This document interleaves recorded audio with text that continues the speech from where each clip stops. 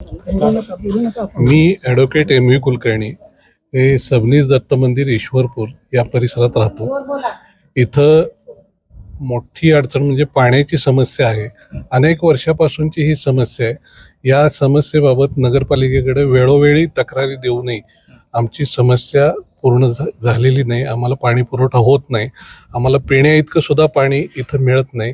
अनेक नुसतं हवा येते, 1-2 घागर कशी तरी भरली तर भरली, 1 किंवा 1.5 घागर पाणी भरतं आणि अनेकांच्या मोटारी पण या समस्येमुळे जळलेल्या आहेत.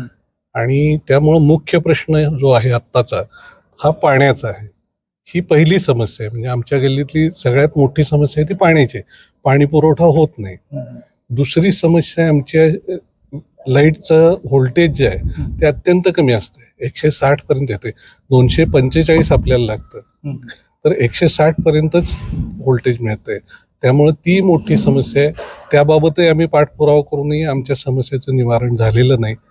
MSEB कडनं त्याचा पाठपुरावा करूनही आम्हाला ही समस्या सॉल्व्ह झालेली नाही.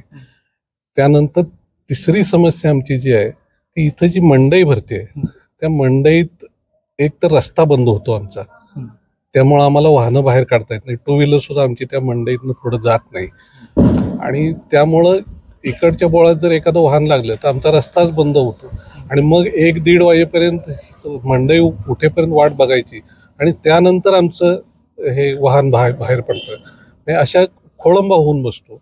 ही एक समस्या आहे. मंडई इथं अण्णाडांगे चौकात नवीन बांधलेली आहे, ती धूळ खात पडली. तिथं सगळ्या सुविधा पण आहेत. संडासची, बाथरूमची सुविधा या भाजी विकणाऱ्यांच्यासाठी केलेली आहे. आणि ती जी इमारत आहे भाजी मंडईची नवीन बांधलेली ती धूळखात पडली. तिकडं ते शिफ्ट करत नाहीत.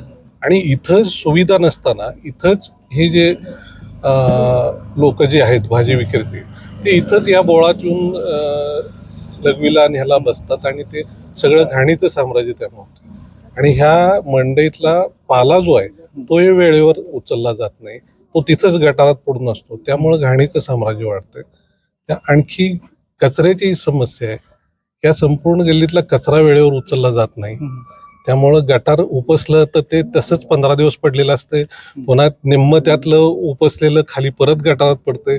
त्यानंतर ते उचलायला येतात, तेवढं वरचं उचलून नेतात. पुन्हा आहे तसं घाणीचं साम्राज्य आहे तसं चालू. या भागात आता इलेक्शन निमित्त माणसं म्हणजे प्रचारात फिरत असतील, तुम्हाला आश्वासन दिलं असतील की बाबा आम्ही हे करेल ते करेल. हे दर आश्वासनं बऱ्याच वेळेला दिली पण पाळली गेली नाहीत. कारण ही अनेक वर्षापासूनची समस्या आहे. हे 2-4 वर्षातली समस्या नाही आहे पाणी ही.